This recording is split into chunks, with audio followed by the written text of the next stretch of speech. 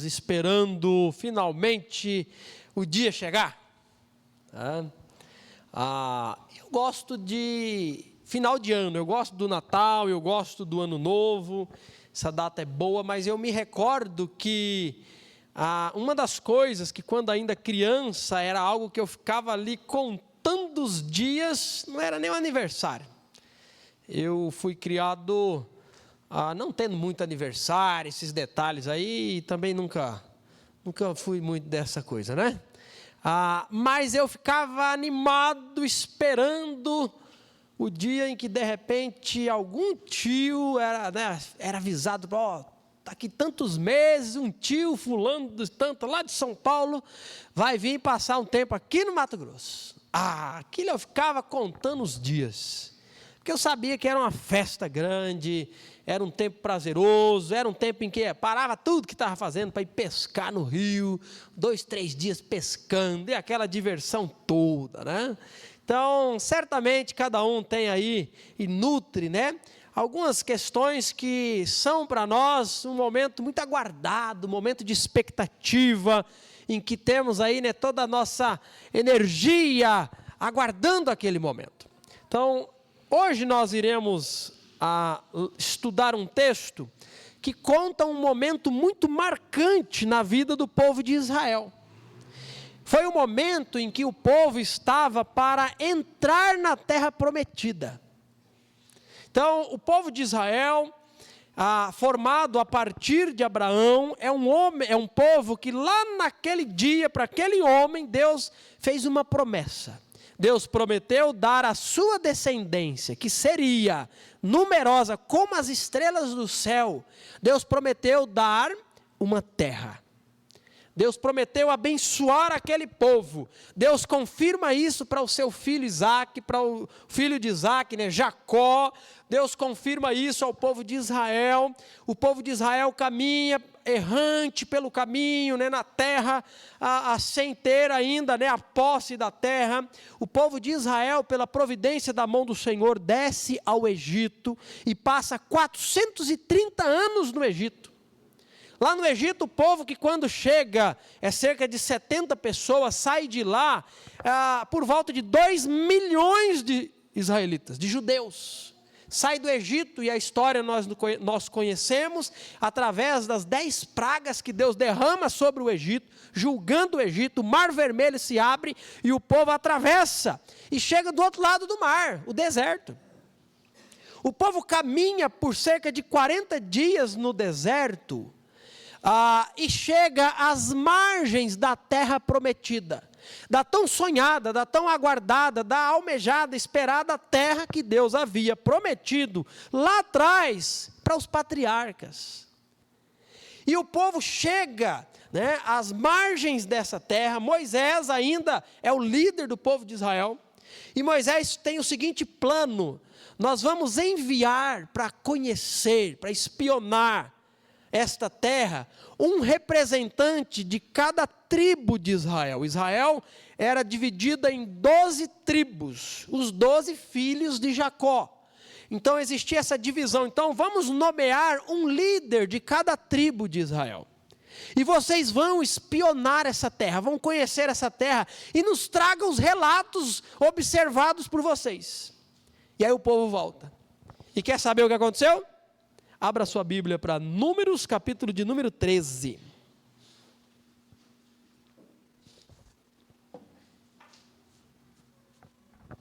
Números 13, nós olharemos para o primeiro texto nesta noite, apenas como introdução do que já iniciei falando. E o texto vai exatamente falar isso que venho, né, abordando aqui. Olha só. Números capítulo 13, o versículo 1 ao 3 nos diz assim: O Senhor disse a Moisés: envie homens para fazer o reconhecimento da terra de Canaã, a terra que eu dou aos israelitas. Mande um líder de cada tribo de seus antepassados. Moisés fez conforme o Senhor ordenou. Do acampamento no deserto de Parã, enviou 12 homens, todos eles chefes das tribos de Israel. Percebeu aqui o que está acontecendo? Eles vão fazer um mapeamento, eles vão ter o primeiro contato com a terra. E aí o versículo de número 17 nos diz o seguinte, agora farei a leitura até o 33, tá? Quando Moisés os enviou para fazer o reconhecimento da terra, deu-lhes as seguintes instruções: subam pelo Neguebe até a região montanhosa, vejam como é a terra e descubram se seus habitantes são fortes ou fracos, se são poucos ou muitos. Observem em que tipo de terra vivem, se é boa ou ruim. As cidades têm muralhas ou são desprotegidas como campos abertos? O solo é fértil ou pobre? A região tem muitas árvores? Façam todo o possível para trazer de volta amostras das colheitas que encontrarem. É época da colheita das primeiras uvas maduras. Versículo 21. Eles subiram e fizeram reconhecimento da terra, desde o deserto de Zim até Reobe, perto de Lebo-Ramate. Subiram pelo Neguebe e chegaram a Hebron, onde viviam Aimã, Sesai e Talmai, todos descendentes de Enaque. A antiga cidade de Hebron foi fundada 7 anos antes da cidade egípcia Zoan. Quando chegaram ao vale de Escol, cortaram um ramo com um só cacho de uvas, tão grande que 2 deles precisaram carregá-lo numa vara. Levaram também amostras de romãs e figos. Aquele lugar recebeu o nome de Vale de Escol, por causa do cacho de uvas que os israelitas cortaram ali. Versículo 25, olha o relato aí, irmãos. Depois de passarem 40 dias explorando a terra, os homens retornaram. A Moisés e a Arão e a toda a comunidade em Cádiz, no deserto de Parã. Relataram o que tinham visto a toda a comunidade e mostraram os frutos que trouxeram da terra. Este foi o relatório que deram a Moisés, preste atenção aí. Entramos na terra a qual você nos enviou e, de fato, é uma terra que produz leite e mel com fartura. Aqui está o tipo de fruto que nela há. Contudo, o povo que vive ali é poderoso e suas cidades são grandes e fortificadas. Vimos até os descendentes de Enaque. Os amalequitas vivem no Neguebe e os hititas, jebuseus e amorreus vivem na região montanhosa. Os cananeus vivem perto do litoral do mar Mediterrâneo e no vale do Jordão. Calebe tentou acalmar o povo que estava diante de Moisés. Vamos partir agora mesmo para tomar a terra, disse ele. Com certeza podemos conquistá-la. Mas os outros homens que tinham feito com ele o reconhecimento da terra, discordaram. Não podemos enfrentá-los. São mais fortes que nós. Então espalharam entre os israelitas um relatório negativo sobre a terra, dizendo: a terra que atravessamos ao fazer o reconhecimento devorará quem for morar ali.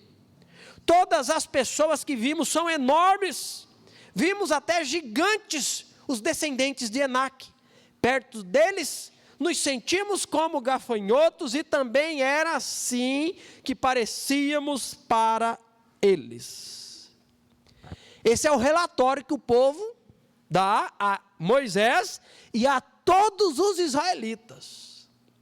Calebe, Josué, que está aqui também, tentam despertá-los para a promessa de que Deus iria conduzi-los, mas 10 espias disseminam entre o povo de Israel um relatório negativo, um relatório onde nós podemos ver aqui alguns motivos do porquê eles não entraram na terra aquele dia. Um relatório de medo. Há medo por parte desses homens, e não preciso nem falar mais nada. Só que junto com medo, a covardia. Esse é o povo que há 40 dias atrás atravessou o Mar Vermelho. É esse o povo. Esse é o povo que tem caminhado pelo deserto, onde Deus, de forma poderosa, já tem realizado milagres. Esse é o povo covarde. Esse é um povo incrédulo, com falta de fé, de confiança em Deus, que tem conduzido, que tem sustentado, que tem derramado juízo sobre o Egito. Esse é um povo rebelde. Aqui não se trata, irmãos, de medo diante de uma realidade. Aqui se trata de covardia, de rebeldia contra a direção de Deus, contra a vontade de Deus. E é exatamente por esses motivos que o povo de Israel irá, a partir daqui, perambular pelo deserto durante 40 anos, até que o Senhor matasse todos os homens de 20 anos para cima, exceto Calebe e Josué. Só que 40 anos depois, sabe aonde o povo está? Exatamente na mesma condição. Que condição? Em um local diferente, porém às margens da terra prometida. O povo está acampado nas campinas de Moabe, o rio Jordão está diante deles, do outro lado do rio Jordão está novamente a terra prometida. Esse é o contexto agora do texto que iremos estudar, que é Números 32. Avance para Números capítulo 32, e nós olharemos para esse texto e as verdades desse texto que nos apresentará o povo de Israel mais uma vez, podendo entrar na terra prometida.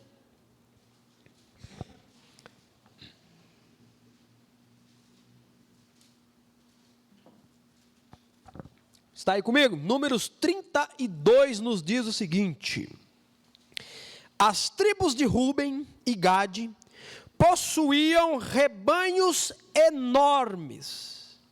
Por isso, quando viram que as terras de Jazar e Gileade eram adequadas para os rebanhos, foram a Moisés, ao sacerdote Eleazar, e aos outros líderes da comunidade e disseram, escute aí o que eles falam neste momento. Vejam as cidades de Atarote, Dilbom, Jazar, Ninra, Esbom, Eleale, Sibma, Nebo e Beom. O Senhor conquistou toda esta região para a comunidade de Israel. E ela é adequada para criar rebanhos e para nós, seus servos, que possuímos rebanhos. Se contamos com seu favor, pedimos que nos deixem ocupar esta terra como nossa propriedade, em vez de nos dar a terra do outro lado do Jordão. Moisés perguntou aos homens de Ruben e Gade: então vocês não querem que seus irmãos vão à guerra enquanto vocês...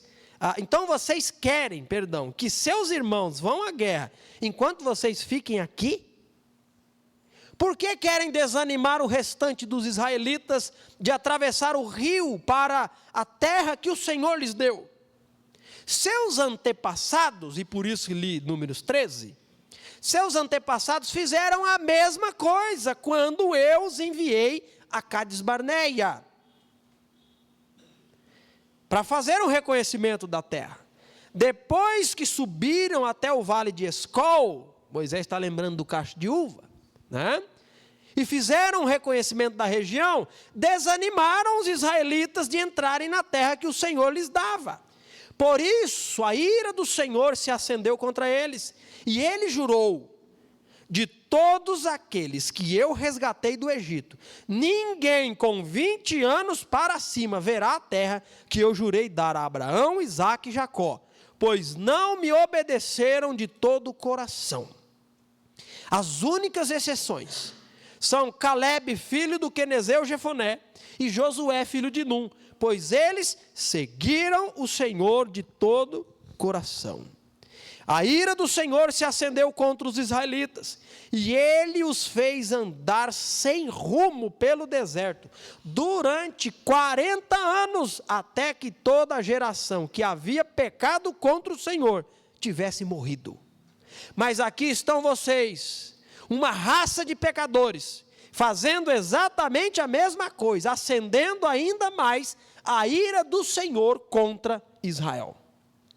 Se vocês se afastarem dele, e se ele abandonar o povo no deserto outra vez, vocês serão responsáveis pela destruição deste povo.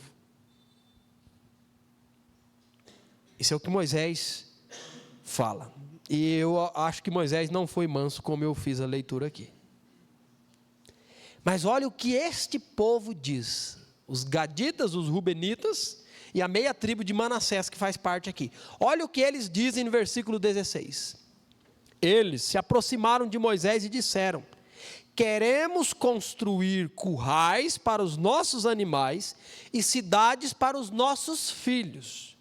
Então nos armaremos e sairemos prontamente com os israelitas para a batalha, até que tenhamos levado em segurança para a sua terra. Enquanto isso, nossos filhos ficarão nas cidades fortificadas que construirmos aqui e estarão protegidos de ataques dos povos da região. Só voltaremos a nossos lares quando todos os israelitas tiverem recebido suas porções de terra. Não exigimos, porém, terra alguma do outro lado do Jordão. Preferimos viver aqui do lado leste do Jordão e aceitamos essa região como nossa herança de terra. Então Moisés lhes disse: se fizerem como prometerem, e se armadas para as batalhas do Senhor, suas tropas atravessarem o Jordão, e continuarem a lutar até que o Senhor tenha expulsado seus inimigos, então poderão voltar quando o Senhor tiver conquistado a terra. Assim, vocês terão cumprido seu dever para com o Senhor e para com o povo de Israel. A terra do lado leste do Jordão será sua propriedade da parte do Senhor. Mas se não fizerem como prometeram, terão pecado contra o Senhor e não escaparão das consequências. Vão, construam cidades para as suas famílias e currais para seus rebanhos, mas façam tudo o que prometeram. Os homens de Gade e Ruben responderam: nós, seus servos, seguiremos suas instruções. Nossos filhos, esposas, rebanhos e gado ficarão aqui nas cidades de Gileade. Mas nós, seus servos, todos armados para a guerra, atravessaremos o rio e lutaremos pelo Senhor conforme nos ordenou. Moisés deu ordem ao sacerdote Eleazar, a Josué, filho de Num, e aos chefes das famílias da tribo de Israel. Disse ele: os homens de Gade e Ruben estão armados para a batalha, e atravessarão o Jordão com vocês, e lutarão pelo Senhor. Se o fizerem, depois que a terra for conquistada, entregue-lhes o território de Gileade como sua propriedade. Mas se eles se recusarem a armar-se e atravessar o rio com vocês, serão obrigados a aceitar uma porção de terra com o restante de vocês em Canaã. As tribos de Gade e Ruben disseram outra vez: somos seus servos e faremos o que o Senhor ordenou. Atravessaremos bem armados o Jordão até Canaã e lutaremos para o Senhor, mas nossa porção de terra estará aqui deste lado do Jordão. Então Moisés distribuiu terra entre as tribos de Gade e Ruben e a meia tribo de Manassés, filho de José. Deu-lhes o território de Seom, rei dos amorreus, o território de Og, rei de Bazã, toda a terra e com suas cidades e território ao redor delas. Os descendentes de Gade construíram as cidades de Dibon, Atarote, Aroer, Atarote Zofã, Jazar, Jogbeá, Bet-Nimra e Bet-Arã. E todas eram cidades fortificadas e com currais para os rebanhos. Os descendentes de Ruben construíram as cidades de Esbom, Eleale, Quiriataim, Nebo, Baal-meon e Sibma, e mudaram o nome de algumas cidades que construíram e reconstruíram. Os descendentes de Maquir, da tribo de Manassés, foram até Gileade, tomaram posse dela e expulsaram os amorreus que ali viviam. Moisés deu Gileade aos maquiritas, descendentes de Manassés, e eles estabeleceram ali. O povo de Jair, outro clã da tribo de Manassés, capturou muitos dos povoados de Gileade e mudou o nome da região das cidades de Jair, ou para cidades de Jair. Enquanto isso, um homem chamado Noba conquistou a cidade de Kenate e as vilas ao redor e deu o seu próprio nome à região, chamando-a de Noba. Ok, irmãos, já lemos bastante texto, é um texto narrativo, uma história envolvente, e eu gostaria de agora pontuar algumas verdades desse texto, até mesmo fazendo comparação com o primeiro texto lido. Tá? Se já destacamos que na primeira oportunidade em que o povo de Israel tem para entrar na terra, eles foram covardes, eles foram rebeldes, e eles foram medrosos, eu acho que ninguém percebeu medo, covardia, rebeldia ou desobediência agora nessa segunda oportunidade. Concorda comigo? Não há medo, não há desobediência no sentido, de não querer entrarem na terra, lutar, conquistar a terra. Não há covardia. O povo de Israel, pelo contrário, nós olhamos aqui, até mesmo para essa meia tribo de Manassés, os Rubenitas e os Gaditas, eles até demonstram bastante coragem. Eles dizem, olha, nós queremos essa porção de terra aqui, mas vocês têm a nossa palavra de que nós vamos passar armados. E nós vamos lutar, não é um dia, dois, não. Nós só voltaremos para as nossas famílias quando toda a tribo de Israel, quando todos os nossos irmãos estiverem nas suas devidas localidades, tendo conquistado aquela terra, tendo expulsado os inimigos. Então o que nós vemos aqui, irmãos, é que nada do que foi da primeira vez está sendo uma realidade agora. Porém, algo nos chama a atenção, que é o fato dessas 2 tribos e meia não querer entrar na terra prometida. Você percebeu isso?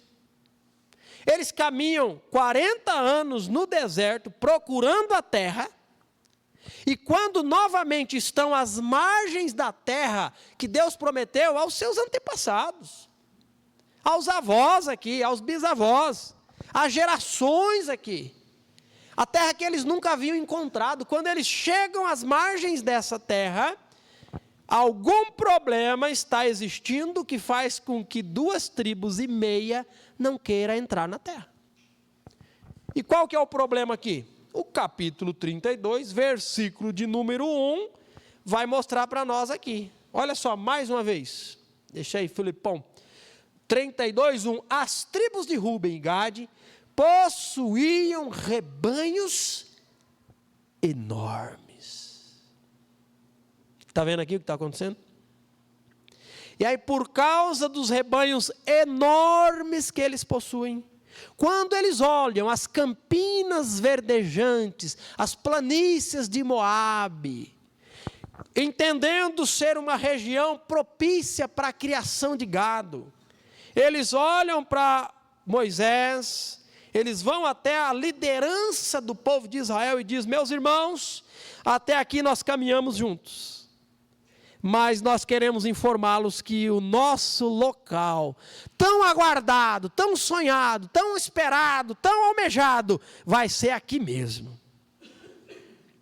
E o texto aponta para nós, irmãos, que a prosperidade proporcionada pelo Senhor, enquanto eles caminhavam no deserto, tomou o coração desses homens, que estão agora desejando ficar do lado de cá. eles não estão querendo entrar na terra que mana leite e mel. E isso aqui é muito sério. Existem algumas consequências que apenas com o estudo nós vamos perceber sobre essas 2 tribos e meia não estar na terra, mas estar para o lado de cá. Apenas lendo, apenas ouvindo mensagens, apenas dando atenção ao estudo, nós vamos perceber que esta tribo ficando para o lado de cá, eles estavam correndo sérios riscos, irmãos. Sérios riscos. Alguns dos riscos que nós podemos destacar, que este povo, ele estava perdendo, ou correndo o risco de perder a própria identidade como povo de Deus.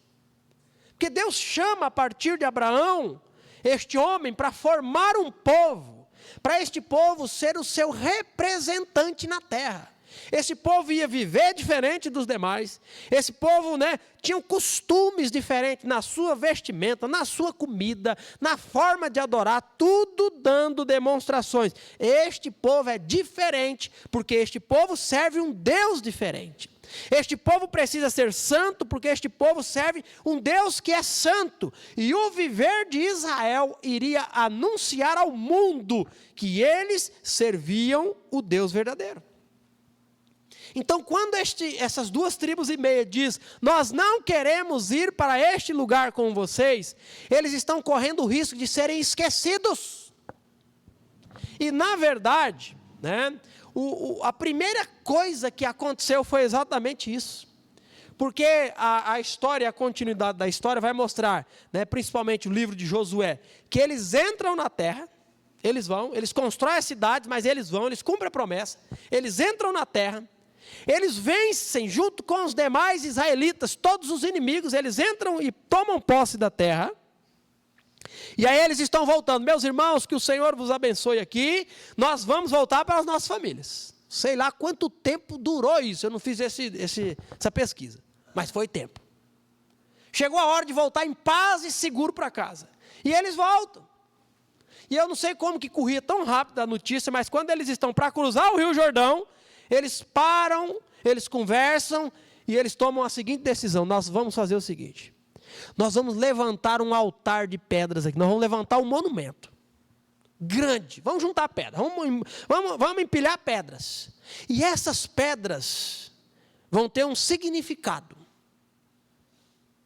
E o significado dessas pedras, a intenção dessas pedras é para que amanhã, quando os filhos dos nossos filhos, quando os filhos dos seus filhos, vivendo nessa terra, não correr o risco de olhar para os nossos filhos do lado de cá e concluírem o seguinte: vocês não são judeus como nós, vocês não são israelitas coisa nenhuma, os israelitas cruzaram o rio, os israelitas estão aqui conosco. Para não correr esse risco, nós vamos levantar esse monte de pedras, para que sirva de testemunho que nós somos irmãos, e que nós conquistamos juntos essas terras, mas nós decidimos ficar do lado de cá. E quando eles fizeram isso, a notícia corre e fala, as 2 tribos e meia já se desviaram, estão adorando agora outros deuses. E eles vêm de lá para cá armados, para matar. Não, meus irmãos, nós não estamos nos curvando a monte de pedra nenhum. Essa pedra, esse monte de pedras é para isso, conforme eu acabei de dizer.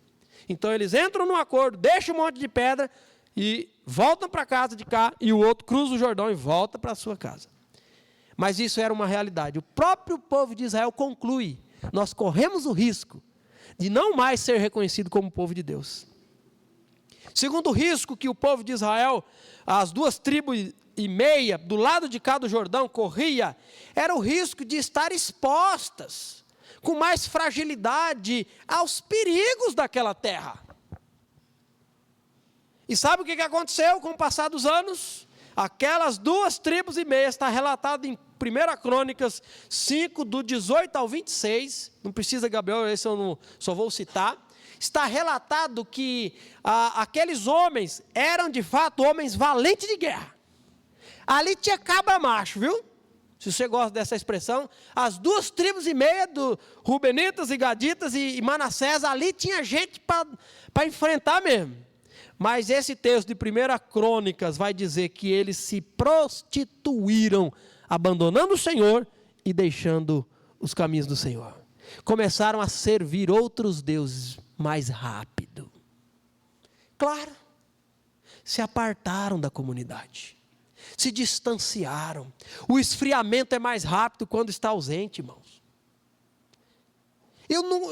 Eu digo, não vou dizer por experiência própria, porque foram raros os momentos, mas era fato sim, quando ainda morando no Mato Grosso, a situação bem difícil, longe da cidade, uma congregação pequenininha, às vezes, né, por alguns anos, os únicos jovens daquela igreja era eu e meu irmão, não tinha outros jovens, não tinha encontro de jovens, não tinha estudo de jovens, não tinha brincadeira de jovens, não tinha nada disso. Então, a própria convivência ali, muito menor, às vezes proporcionava momentos o quê? De mais abatimento, de maior esfriamento. Mas assim, de maneira geral, crente nenhum que está envolvido, que está no calor, que está na convivência, que está vivendo junto, que está em comunhão, se esfria. Se esfria quem se afasta um pouco. Quem começa a mais espaçadamente estar presente no culto, se esfria quem mais vagarosamente, mais espaçadamente começa a ler a Bíblia, quase já não ora mais. Esse é um crente que de repente some e simplesmente não é mais identificado como parte da comunidade. É o que está acontecendo aqui, esse risco existe. Se afaste para você ver. Eles ficaram, irmãos, mais vulneráveis aos ataques inimigos, como disse. Eu gostaria de caminhar para um fechamento do raciocínio. Não estou fechando, vou fechar, tá? Fazendo o seguinte paralelo, tá? Deixar agora um pouco a história de Israel e começar a fazer um paralelo com a nossa história.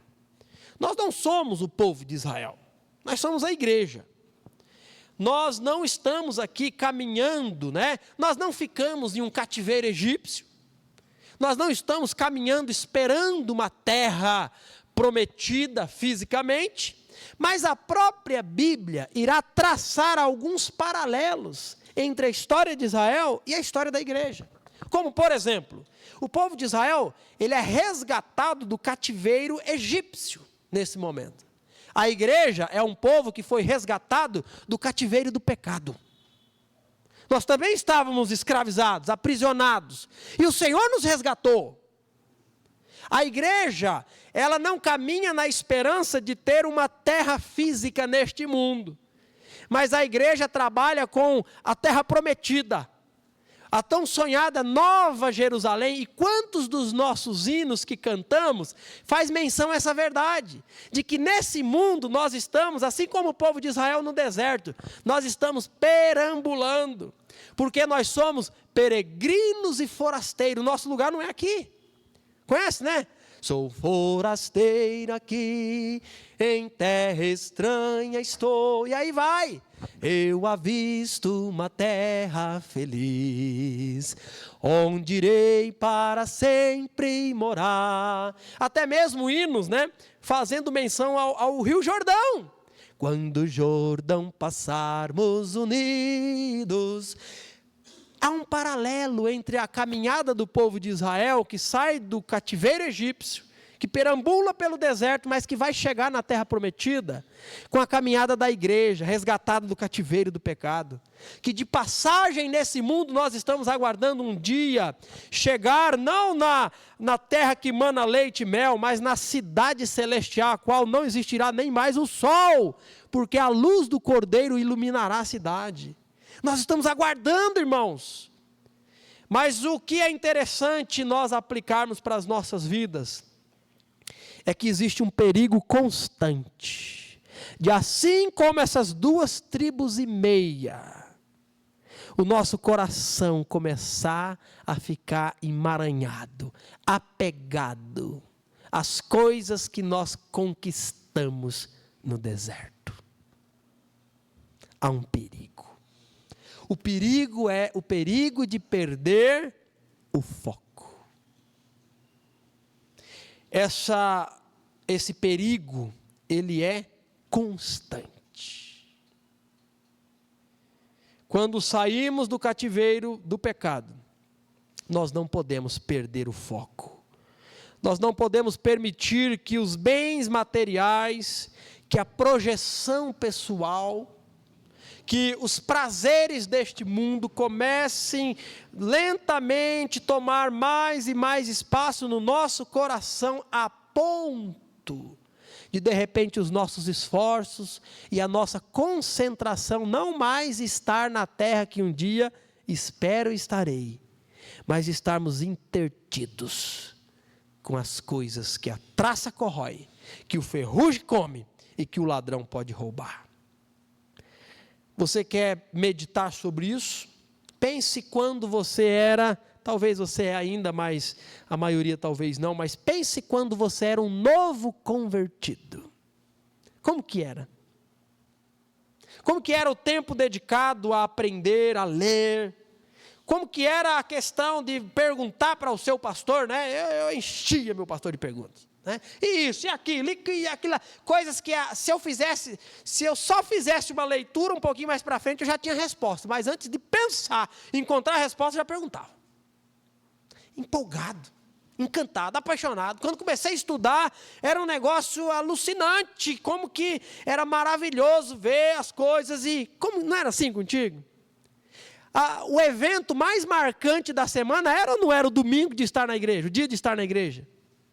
É, porque é assim, irmãos, quando nós temos ali, né, a percepção, né, experiencial de que acabei de ser resgatado do cativeiro do pecado, e esse Senhor que me resgatou me garante que eu vou chegar nessa terra que Ele prometeu.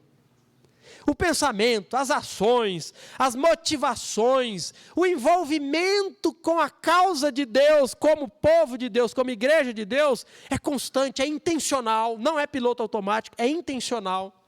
Mas corremos o risco constante de que com o passar do tempo, o nosso coração vai perdendo foco. E as coisas de Deus começam a estar mais em segundo plano. Irmãos, o texto aqui mostra para nós um povo trabalhador, um povo de garra, um povo de palavra, um povo honesto, um povo batalhador, e um povo que simplesmente queria, vamos usar a palavra então, né? O povo queria vencer na vida. Aqui é o lugar bom para criar vaca, e nós somos vaqueiros. O que tem de errado nisso, meus irmãos? Nada. Deus é honrado com o trabalho justo. Deus é honrado com a diligência, com a preguiça não. A vagabundagem não. Mas com esforço, Deus é glorificado. Esse povo não tem disso. Buscar ser feliz, ter satisfação, alegria, não é pecado. O problema é quando isso começa a ser o fim último das nossas forças. O problema é quando a felicidade começa a ser o alvo de vida. Quando o comprar, o vender, o conquistar aquilo, aquela outra coisa começa a ser o seu bem maior. Aí começa o problema. Aí mora o problema. O pecado, irmãos, fez com que essas questões envolvendo, né, alegria, satisfação, prazer, o pecado deturpou isso. E agora nós devotamos força e concentração a isso de uma maneira desequilibrada, de uma maneira pecaminosa.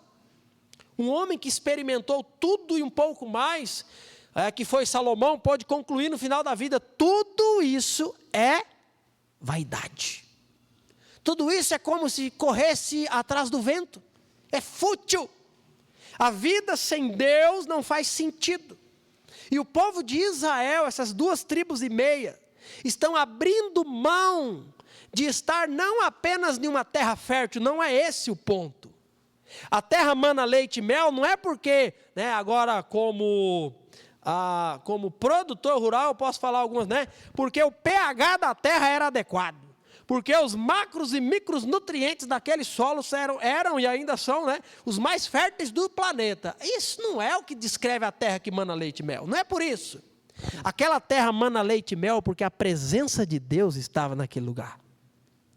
O povo de Israel seria abençoado, não é por causa de uma terra fértil, é porque a bênção de Deus estava sobre suas promessas e envolvia aquela geografia.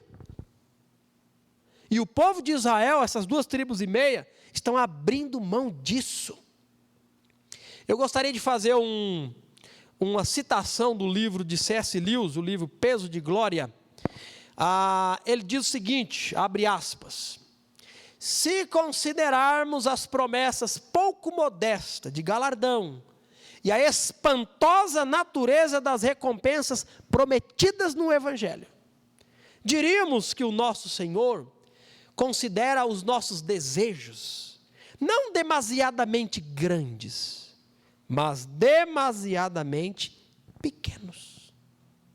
Nós somos criaturas divididas, correndo atrás de álcool, sexo, ambições, desprezando a alegria infinita de que se nos oferece no Evangelho.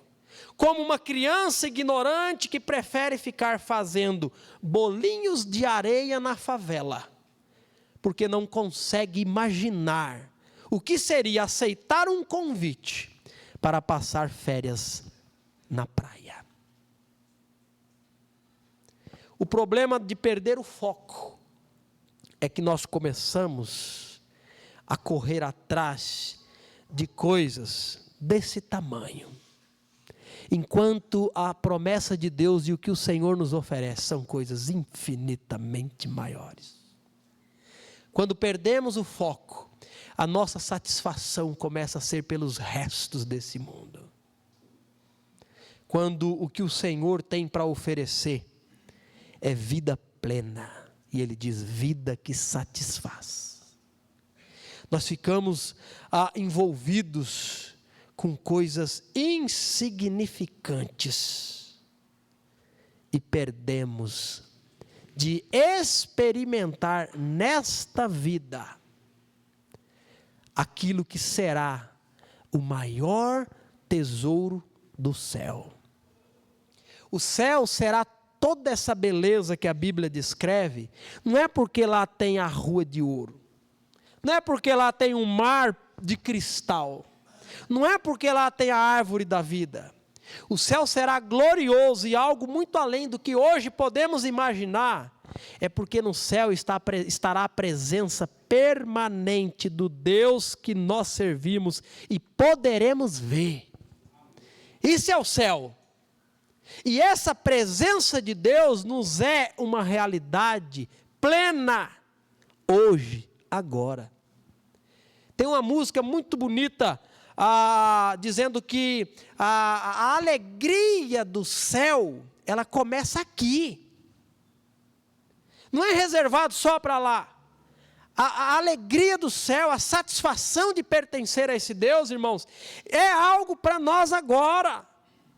O desejo de Deus é que nós possamos experimentar essa vida plena que satisfaz.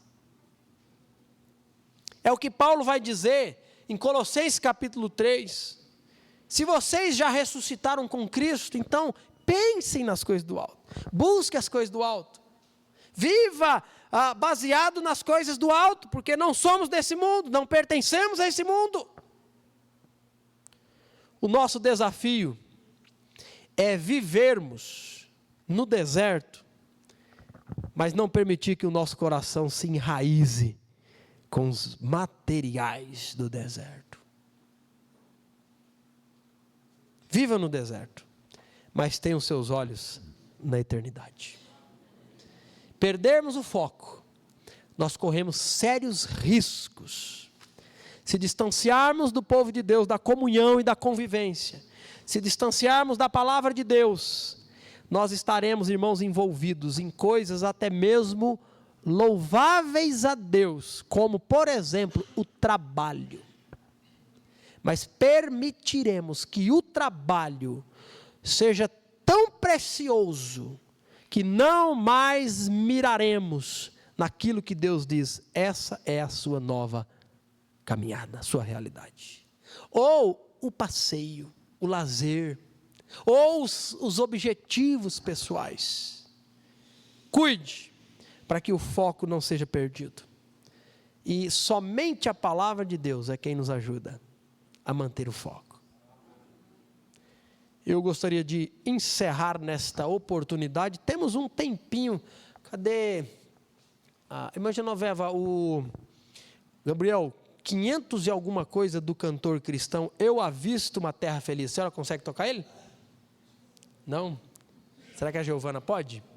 Vamos cantar essa música, é muito linda. E vamos encerrar cantando nessa oportunidade. Procura aí, Gabriel, qual que é?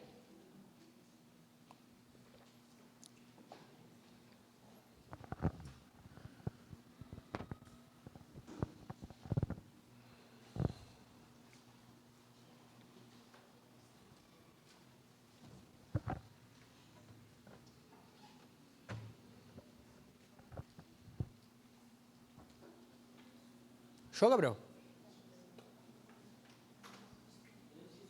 508 do... Eu acho que é o... É. Tá sabido, hein, Gabriel?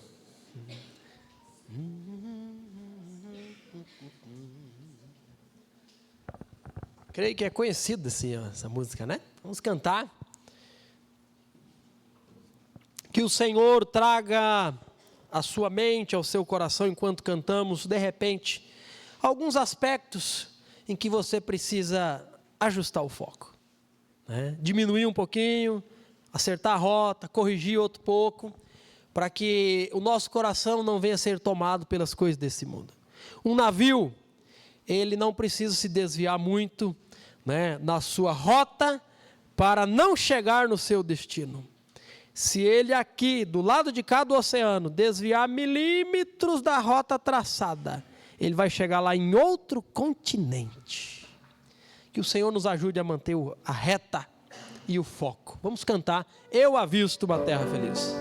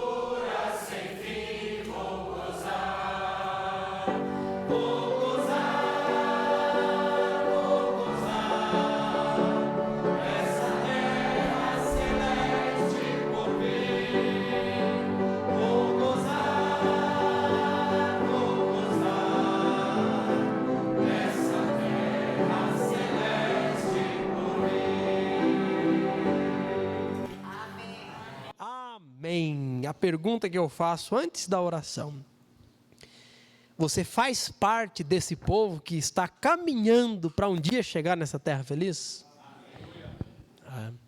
Sabe como é possível fazer parte desse povo? Apenas por Jesus Cristo. Somente Jesus pode resgatar o homem do cativeiro do pecado. Somente Jesus perdoa os seus pecados. Somente Jesus escreve o seu nome no livro que um dia será lido, na entrada dessa terra feliz. Se você ainda não sabe se faz parte desse povo, a Bíblia te ajuda a entender. Eu posso te sentar contigo e mostrar na Bíblia como alguém faz parte desse povo de Deus. Que o Senhor te abençoe. Nós estaremos encerrados ao toque do piano e uma oração silenciosa.